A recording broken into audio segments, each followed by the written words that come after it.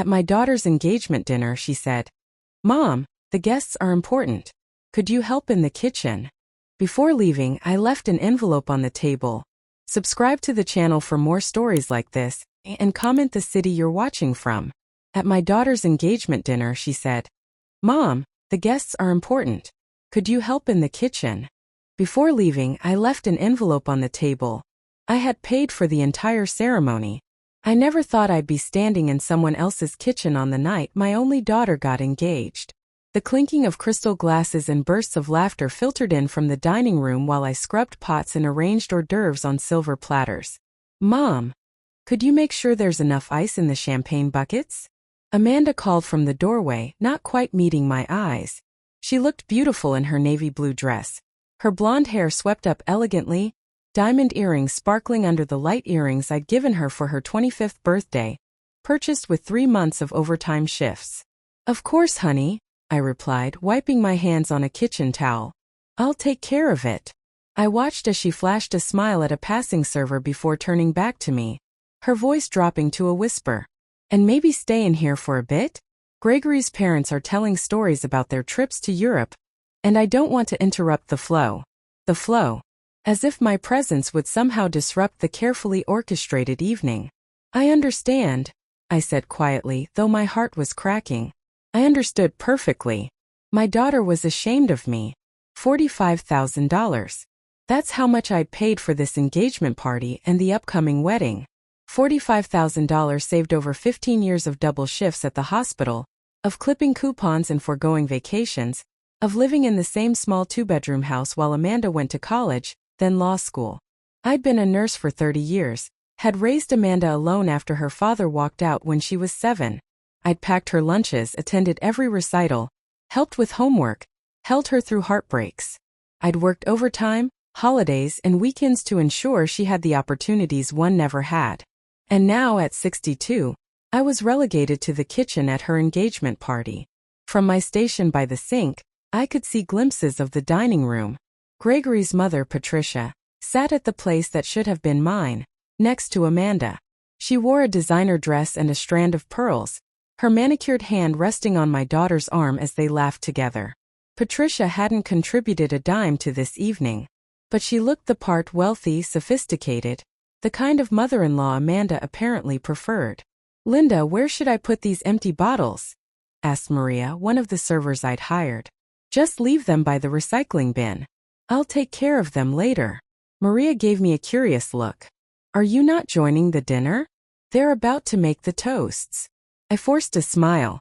"I'm just helping out first." In the dining room, glasses were raised. Gregory's father was speaking, his voice carrying into the kitchen. "To our wonderful children and to the joining of our families." Families. Plural. Yet I stood alone in the kitchen, invisible. When the servers brought in the dessert, a specialty cake I'd ordered from Amanda's favorite bakery, I quietly slipped into the dining room. The envelope in my hand contained the final payment for the wedding venue, due tomorrow. $45,000 in total, with this last check for $10,000. I placed it on the gift table, next to wrapped boxes and cards from guests who'd been deemed important enough to witness my daughter's happiness. Amanda caught my eye across the room. For a moment, something like guilt flashed across her face. Then Patricia whispered something in her ear, and she turned away, laughing. I didn't say goodbye as I slipped out the front door. No one noticed my departure, just as no one had acknowledged my arrival. As I drove home in my 12-year-old sedan, the tears I'd been holding back finally fell. The house was dark and silent when I arrived. I kicked off my sensible shoes and sat on the edge of my bed, still in my department store dress that had seemed perfectly adequate until I saw Patricia's Chanel. My phone lit up with a text message from Amanda. "Thanks for your help tonight, Mom." The kitchen ran so smoothly. The kitchen. Not the celebration of her engagement. Not the party I'd paid for. I didn't respond. Instead, I opened my nightstand drawer and pulled out the wedding budget spreadsheet I'd been maintaining. Every dollar accounted for. Every sacrifice noted. For the first time, I wondered if I'd made a terrible mistake. The morning after the engagement dinner, I woke to the sound of rain against my bedroom window. For a moment I lay still, the weight of last night's humiliation pressing against my chest like a physical thing.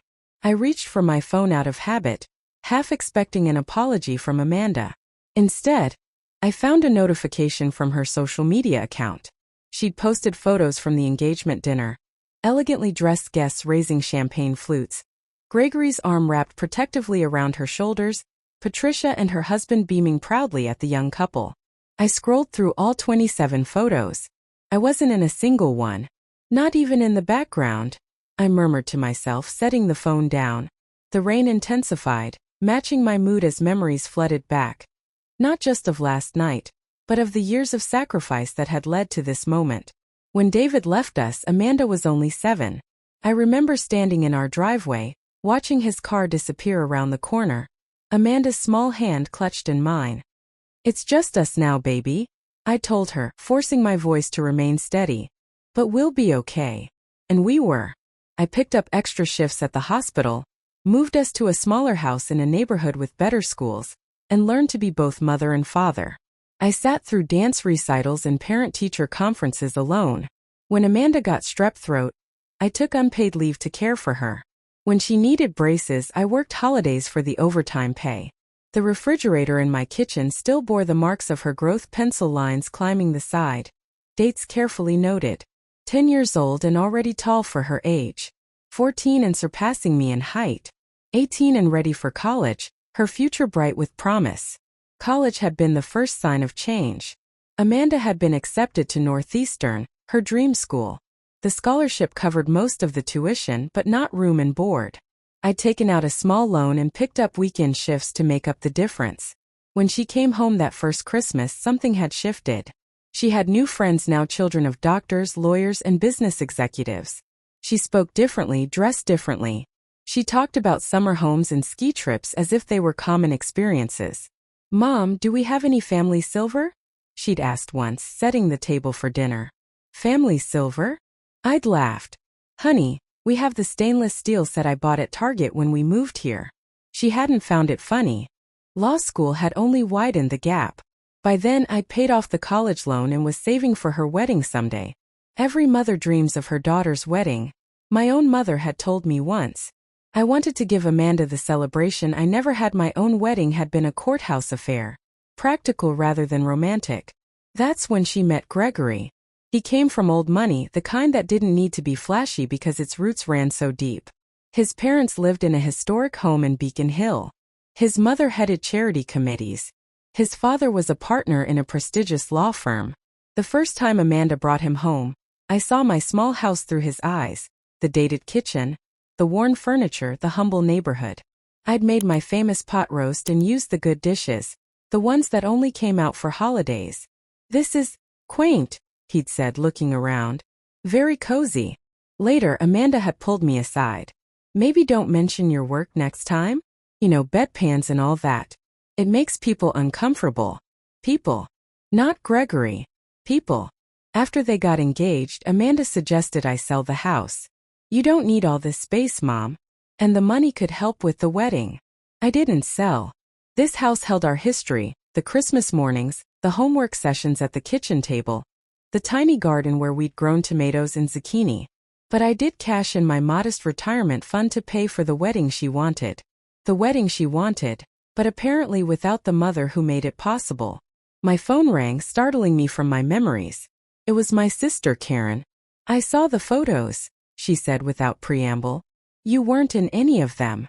"I was busy in the kitchen," I replied, aiming for lightness but missing by a mile. "The kitchen? At your daughter's engagement party? The one you paid for?" "It's complicated, Karen." "It's not complicated. It's wrong." Her voice softened. "Linda, do you know what Patricia was saying while you were scrubbing pots?" My stomach tightened. "What?" "She was talking about mother-daughter spa days and how she's taking Amanda to some bridal boutique next weekend. She's stepping into your role, and Amanda is letting her." The truth hit me like a physical blow. It wasn't just last night. I was being systematically erased from my daughter's life, replaced by someone who fit better into the image Amanda wanted to project. My phone pinged with a text message. "Amanda. Mom, could you drop off the check for the venue today? They need it ASAP. No, how are you? No acknowledgement of last night. Just another demand. For the first time in 25 years of motherhood, I considered saying no. I had just finished my shift at the hospital when Karen called again. Her voice was tight, controlled in a way that immediately put me on edge. "Are you sitting down?" she asked. "Karen, I'm exhausted. Just tell me what's going on." She took a deep breath. "I had lunch with Diane today." Diane was Amanda's college roommate, one of the few friends she'd kept from before she met Gregory. "She told me some things you need to hear." My hands grew cold as Karen relayed the conversation. According to Diane, Amanda had been talking about me at the engagement dinner after I'd left. Not with fondness or gratitude, but with something closer to embarrassment. "She told Patricia that you insisted on paying for everything because you're old-fashioned that way," Karen said, her voice hardening. "She made it sound like you'd forced your money on her against her wishes." I sank onto the bench in the hospital locker room, still in my scrubs. "That's not true. She asked me to pay. She and Gregory wanted to save for a house down payment." "There's more," Karen continued reluctantly. "She told people you worked in healthcare administration. Not that you're a nurse. And when someone asked about your absence, Amanda said you weren't feeling well and had to leave early. She never mentioned you were in the kitchen." The fluorescent lights of the locker room suddenly seemed too bright. My throat tightened. "Linda? Are you still there?" "I'm here," I managed. "Anything else I should know?" Karen hesitated. "Diane overheard Amanda and Patricia planning the rehearsal dinner. They're not including you in the planning because Patricia thinks your taste is too provincial." Provincial. The word stung like a slap. "Thank you for telling me," I said quietly. "What are you going to do?" I honestly didn't know. I drove home in a daze, the world blurring around me. When I pulled into my driveway, Amanda's sleek new car was parked at the curb. A graduation gift from Gregory's parents. My stomach clenched.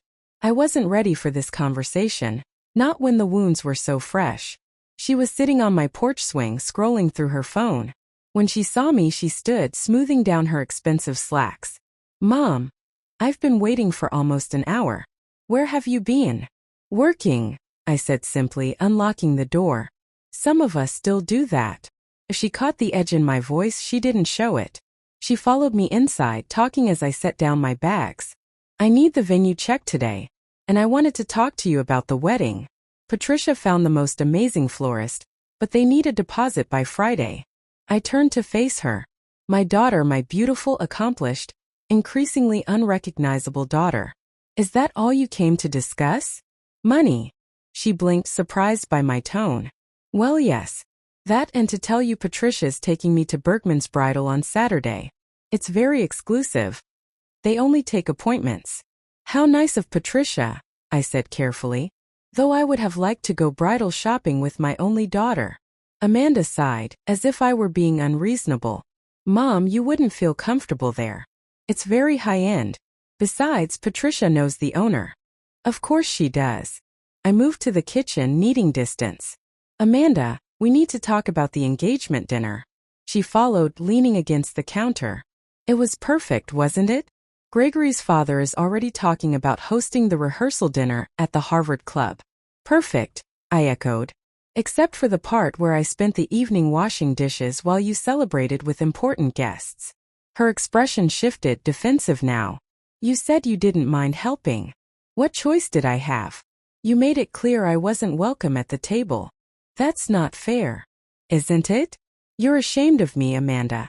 You lied about my profession. You didn't include me in a single photograph.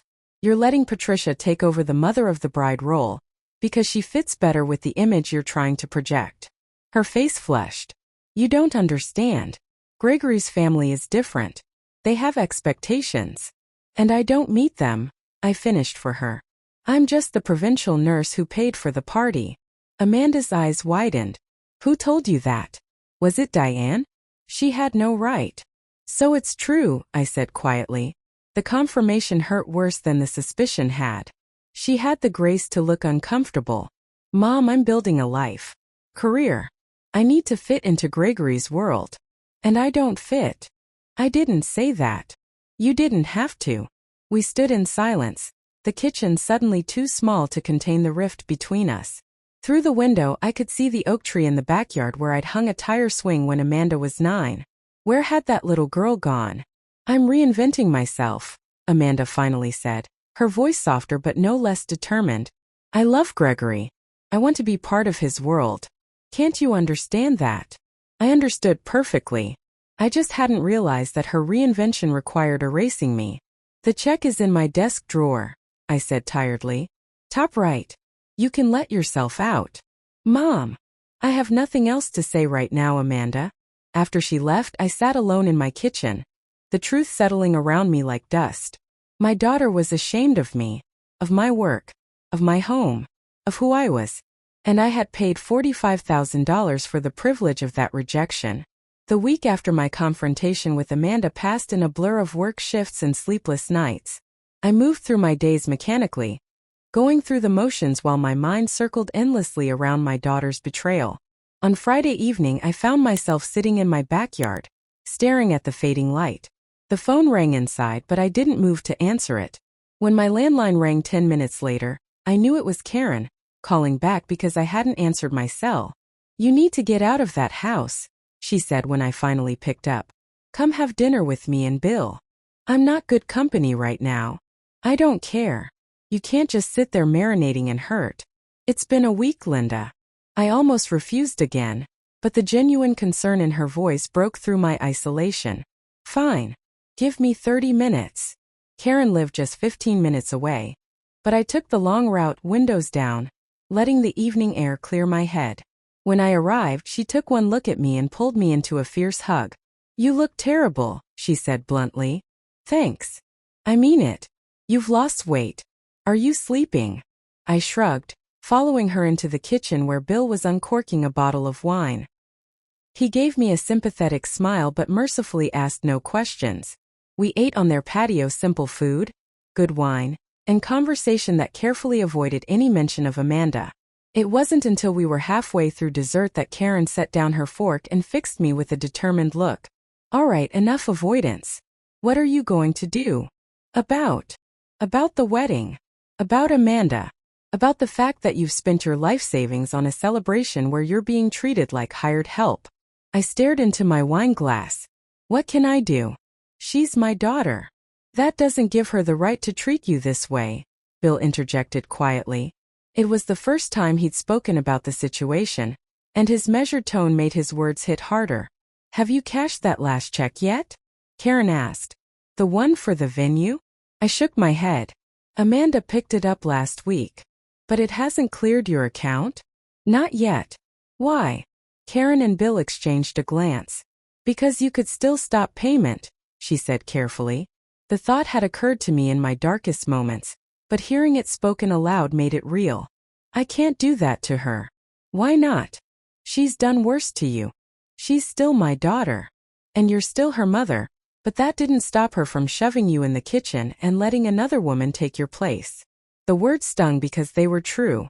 I pushed my plate away, appetite gone. What would I even do with the money if I kept it? The wedding is in 2 months. Karen leaned forward. Take that trip to Maine you've been talking about for years. Start that garden renovation. Hell, buy yourself something frivolous for once in your life. I almost laughed at the thought. I'd never been frivolous. Even as a child, I'd been the responsible one, the planner, the saver. I don't know how to be selfish, I admitted. It's not selfish to stop letting people take advantage of you, Bill said gently. Even if that person is your daughter. I stayed late at Karen's that night, talking through possibilities I'd never allowed myself to consider. When I finally drove home, my mind was clearer than it had been in days. The house was dark when I arrived, but I didn't turn on the lights. Instead, I sat on the porch swing where Amanda had waited for her check, looking up at the stars and remembering a night years ago when we'd sat in this same spot. She'd been 12, struggling with her first major friendship drama. Why does it hurt so much, Mom? She'd asked, tears streaming down her face. Because you care, I told her, stroking her hair. The people who can hurt us most are the ones we love the most. I hadn't realized then how prophetic those words would be. Inside, I opened my laptop and navigated to my bank's website. Amanda's check hadn't cleared yet. My finger hovered over the stop payment button as doubt crept in. Was I really considering this? After all these years of sacrifice, was I capable of putting myself first? My phone buzzed with a text from Amanda. Wedding planner needs to know if you're wearing navy or midnight blue so you don't clash with Patricia's mother of groom dress. I stared at the message. Not how are you? Not can we talk about what happened? Just another directive. Another way to ensure I didn't embarrass her. Before I could second-guess myself, I clicked Stop Payment and entered the confirmation code. Done. $10,000 that wouldn't be going to a venue where I'd be treated as an afterthought. A strange sense of lightness washed over me.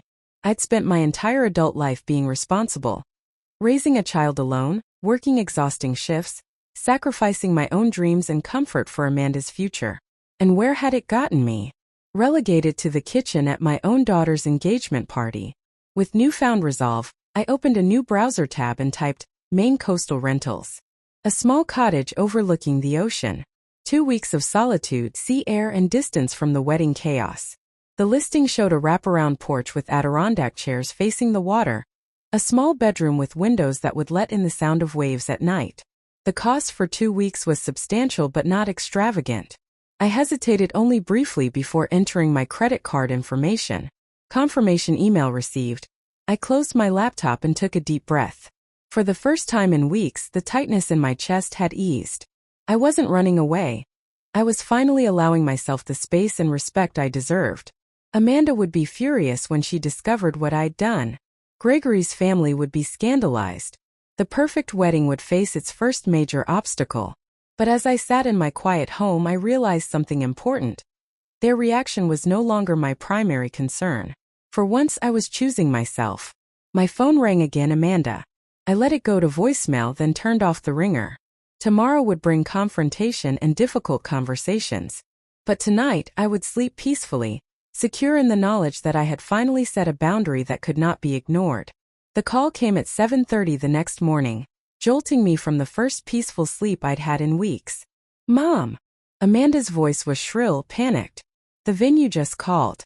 They said your check bounced. I took a slow breath, steeling myself for the conversation I knew would be difficult. I stopped the payment, Amanda. Silence. Then, you what? I stopped the payment. Why would you? She broke off, her breathing audible through the phone. Mom, this isn't funny. The Rosewood is booked solid for the next year. If we lose our date, there's no backup plan. I'm not trying to be funny, I said, my voice steadier than I expected. I've decided not to pay for the venue. You can't do this to me. Her voice rose to a near screech. Do you know how embarrassing this is? What am I supposed to tell the Hawthorns? Tell them the truth. That your mother, the one you relegated to kitchen duty at your engagement party, has decided not to spend her retirement fund on a wedding where she's treated like an inconvenience. Is that what this is about? You're still upset about the engagement dinner? Mom, you're being ridiculous. No, Amanda. For the first time in years, I'm being reasonable. I've spent my life putting your needs ahead of mine. I've worked double shifts and holidays. I've gone without so you could have everything. And now I'm drawing a line. But the wedding is in 2 months. I could hear the panic in her voice, imagining her pacing in her sleek apartment, Gregory probably watching with concern. Everything is planned. The invitations are printed. Then I suggest you and Gregory figure out how to pay for it yourselves. Or ask Patricia, since she's so involved in the planning. I can't believe you're doing this. Her voice turned cold. After everything I've accomplished, you're trying to ruin the most important day of my life. The accusation stung, but I held firm. I'm not trying to ruin anything. I'm simply refusing to fund an event where I'm not valued or respected. This is about the kitchen, isn't it? Fine, I'm sorry about that. I should have handled it differently. But this reaction is completely disproportionate. It's not just about the kitchen, Amanda. It's about you being ashamed of me. It's about you lying about my profession. It's about you allowing Patricia to take over the mother of the bride role, because she fits better with your new image. That's not fair. Isn't it? When was the last time you introduced me to your friends with pride? When was the last time you acknowledged the sacrifices I've made for you? When was the last time you treated me with basic respect? The silence that followed told me everything I needed to know. I have to go, she finally said, her voice tight. Gregory, and I need to figure out what to do about this mess you've created. The line went dead. I set my phone down, hands trembling slightly but resolve intact. I'd known there would be fallout. I just hadn't expected it to come quite so quickly. Over the next 48 hours, my phone was a battlefield. Amanda called repeatedly, alternating between tearful pleas and cold accusations. Karen called to check on me. Even Bill sent a supportive text. Then on Monday morning, a call from an unexpected source. Gregory. Mrs. Harrison? It's Gregory Hawthorne. I was hoping we could meet to discuss the situation. His voice was controlled, formal, the voice of a man accustomed to negotiating difficult situations. I agreed to meet him at a cafe downtown, curiosity overcoming my reluctance. He was already seated when I arrived, dressed impeccably in a tailored suit, his posture straight and professional. He stood when he saw me, extending his hand. "Thank you for coming, Mrs. Harrison." "Linda, please," I said, taking the seat across from him. He nodded, getting straight to the point. "Amanda told me about your decision regarding the venue payment. I assumed she would. She's very upset." I gathered that from the 17 voicemails. A faint smile flickered across his face, so brief I almost missed it. "May I ask what prompted this decision?" "Amanda seems to think it was about some misunderstanding at the engagement dinner." I studied him, wondering how much Amanda had actually told him. "It wasn't a misunderstanding. Your fiancée deliberately excluded me from the celebration I paid for. She had me working in the kitchen while your mother took my place at the head table." His brow furrowed. "In the kitchen? Amanda told me you weren't feeling well and left early." I wasn't surprised by the lie. "Did she also tell you that she's been ashamed to acknowledge me as her mother? That she's been letting your mother usurp my role in the wedding planning? That she lied about my profession because being a nurse isn't prestigious enough?" Gregory's expression shifted, something like realization dawning. "She told me you were in healthcare administration. I've been a nurse for 30 years. I've worked double shifts to put Amanda through school. I emptied my retirement account to pay for this wedding. And my reward has been to be systematically pushed aside and replaced." He was silent for a long moment, his fingers tapping lightly on the table. "I had no idea," he finally said. "I'm sure you didn't. Amanda has become very skilled at presenting the version of reality that suits her purposes." His gaze was direct, assessing. "You know, my mother mentioned that something seemed off at the engagement dinner. She said you were absent for most of it. I assumed you were just busy with hosting duties." "Hosting duties?" I repeated with a humorless laugh. "That's one way to put it." Gregory sat back, his expression thoughtful. "Linda, I care deeply for your daughter. But what you're describing concerns me. It's not the Amanda I thought I knew." I felt a sudden stab of guilt. Was I driving a wedge between them? That hadn't been my intention. "People show different faces to different people," I said carefully. "The Amanda you know may be very real. But incomplete," he finished. "A relationship built on pretense can't last." He glanced at his watch, then reached for his coat. "I need some time to think. And to talk with Amanda. But I appreciate your honesty. It can't have been easy." As he stood to leave, he paused. "For what it's worth, my mother comes from a family of nurses. She volunteers at the hospital twice a week. She would have had nothing but respect for your profession, had she known the truth." After he left, I sat alone in the cafe, turning my coffee cup in slow circles. I hadn't expected Gregory to be so reasonable. I'd braced myself for accusations, maybe even ultimatums. Instead, he'd listened. Really listened. And now I wondered what would happen when he confronted Amanda with what he'd learned. The cottage in Maine was exactly as pictured. Weathered cedar shingles, a wraparound porch with faded blue Adirondack chairs, and beyond it, the vast expanse of the Atlantic. I arrived as the sun was setting, casting golden light across the water and illuminating the small living room through wide windows. For the first time in months, I took a deep breath that didn't feel constricted by worry or hurt. The air smelled of salt and pine, so different from the antiseptic hospital corridors or my too quiet house back home. I'd left my cell phone in the car, determined to give myself at least one night of true peace. Tomorrow would be soon enough to face whatever fallout had occurred since my conversation with Gregory 3 days earlier. I slept deeply that night, lulled by the rhythm of waves against the rocky shore.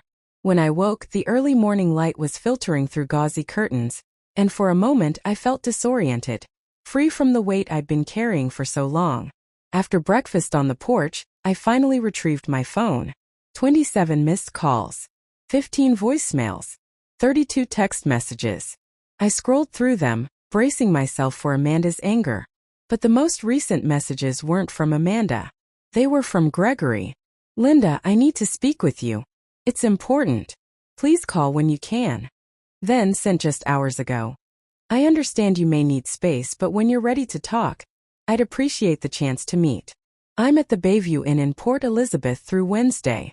Port Elizabeth was less than 20 minutes from my cottage.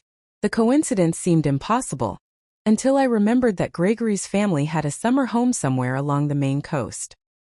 He must have guessed where I'd gone, or perhaps Amanda had mentioned my long-held dream of visiting the area. I considered ignoring the message, protecting the peace I'd found. But curiosity won out. I texted back, "Lunch at Harper's Wharf? 1 p.m. His response was immediate. "I'll be there. Thank you." Harper's Wharf was a small seafood restaurant overlooking the harbor, casual enough that I wouldn't feel underdressed in my jeans and sweater. Gregory was already seated when I arrived, gazing out at the boats bobbing in the water. He looked different here, more relaxed in khakis and a blue button-down, his usual polished facade softened by the coastal setting. He stood as I approached, his expression hard to read. "Thank you for meeting me," he said, pulling out my chair. I nodded, settling in. "How did you know I was here?" "Karen told me. I went to your house hoping to talk, and a neighbor gave me her number. She was reluctant at first, but eventually told me you'd rented a place in Port Elizabeth." He smiled slightly. "She made it very clear that if I upset you further, she'd make me regret it." Despite everything, I smiled. That sounded like Karen. "I'm not here to cause you distress," Gregory continued. "But after our last conversation, I couldn't just let things stand." A waitress appeared with water and menus. We ordered quickly, lobster rolls, a coastal cliché but irresistible, and then faced each other across the worn wooden table. "The wedding has been postponed," Gregory said without preamble. I blinked, surprised not by the news itself but by the calm way he delivered it. "Amanda must be devastated." "She's processing," he said carefully. "After you and I spoke, I confronted her with what I'd learned. At first, she denied everything. Claimed you were exaggerating, that you'd always been overly sensitive." I winced, imagining the conversation.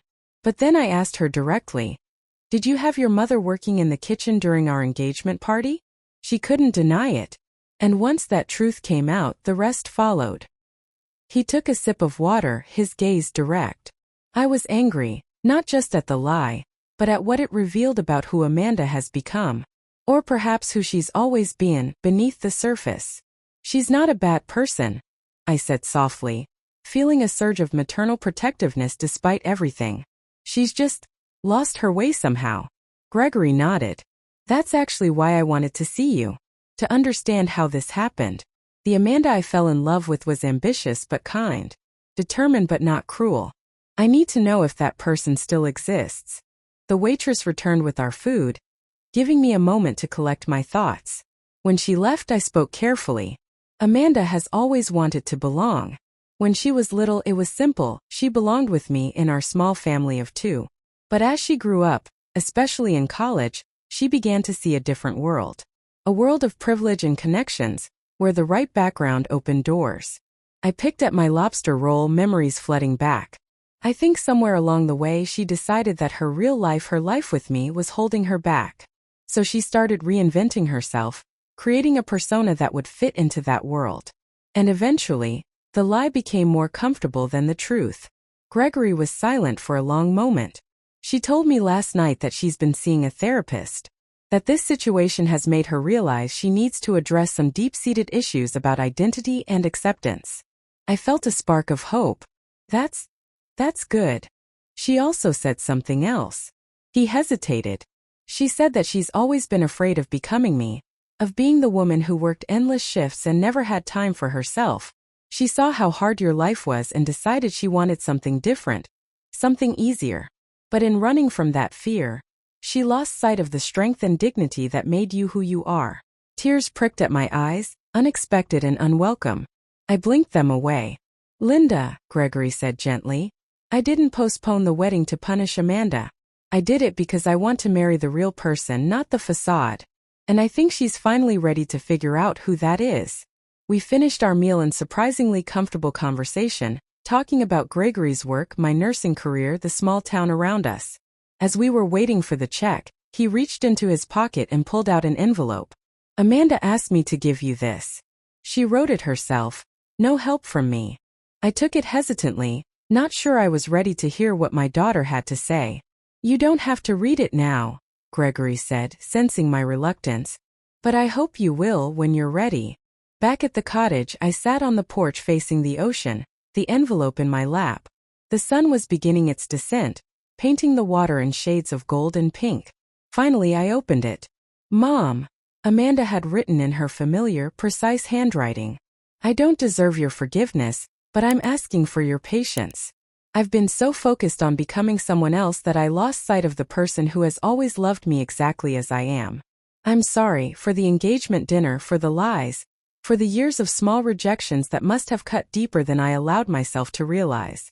Gregory says the wedding will happen when we're both ready, when I've done the work to become the person I want to be, not just the person I thought I should be. I hope you'll be there, not in the kitchen but where you belong, by my side. I love you. I've always loved you. I just forgot how to show it. Amanda. I folded the letter carefully and returned it to the envelope. The hurt wasn't gone. The trust wasn't restored. But there was a crack in the wall between us, a possibility for something new to grow. For the remaining days of my coastal retreat, I walked the rocky beaches, read books on the porch, and slept with the windows open to the sound of the sea. I thought about Amanda, about the road ahead for both of us, about boundaries and forgiveness, about love that endures even when it's tested. On my last evening, I called her. The conversation was awkward, halting, but real in a way our interactions hadn't been in years. We agreed to meet when I returned, not at my house or hers, but on neutral ground where we could begin the slow work of rebuilding. As I packed to leave the next morning, I realized something important. Regardless of what happened with Amanda, I had found something precious here. Not just peace, but myself.